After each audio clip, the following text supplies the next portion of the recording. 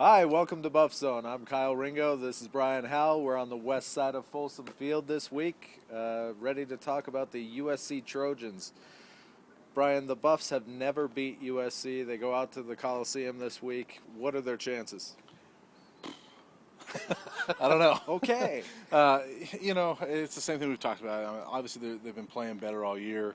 I don't have a good feeling about this one. USC's had some close games, and they're 4-2, but they could very easily be 2-4.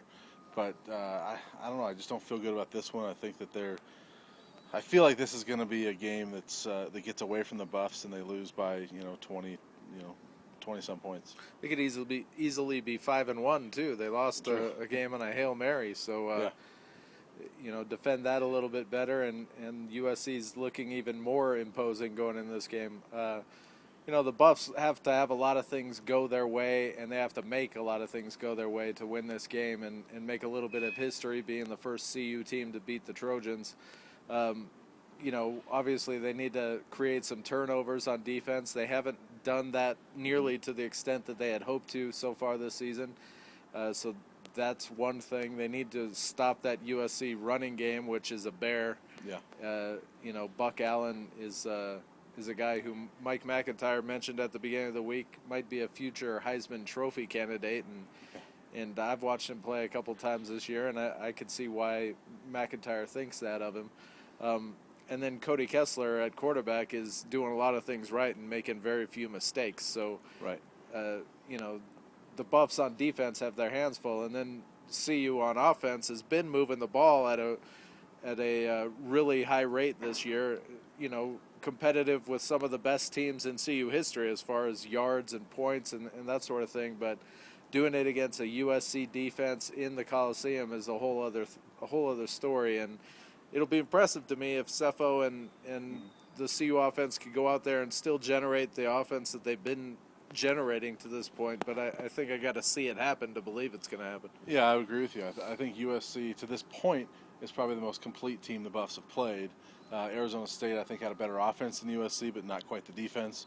And I think Oregon State had a pretty good defense, but their offense was struggling as they came in here. So I think this is the most complete team the Buffs have played to this point. You know what's scary about that? USC is doing it with like 50 scholarship guys because of the sanctions and stuff they went through with the Reggie Bush stuff. And a first-year head coach that's trying to basically rebuild the program.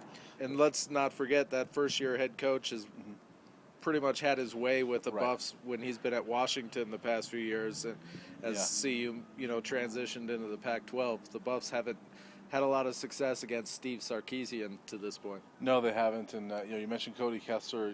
He's only thrown one interception. He's not making mistakes. And I think, at the Coliseum, I think it's going to be tough. It's going to be loud there. The one thing is that the Buffs, McIntyre mentioned it during his press conference, they've got a lot of kids from that area that are on this team, that they're going to have some cheering sections. So there's going to be some Buff fans that are there. I don't know if that helps out a little bit, but I just think I see this one kind of getting away from the Buffs, and I think USC's playing some pretty good football right now. Yeah, me too. It'd be interesting to see how the Buffs respond to having a week off and a couple of weeks of frustrating losses leading up to their week off. I'm sure they're ready to get back out on the field at this point, and we'll see how they play. I don't necessarily expect it to be one of those 56-13 games or whatever that we've seen in the past. I think the Buffs will have some success offensively, but I'm not sure they're going to have enough firepower to go out there and upset the Trojans. Yeah, I agree. I'm thinking more of like a 45-24 type of thing where, not like it in the past, but they haven't lost that 20-point game this year, and I just feel like this will be the first one. Okay. Well, we'll be back next week to talk about UCLA coming to town, and once again, we'd like to give a shout out to Larry Zimmer, the longtime voice of the Buffs, and hope you get well, Larry.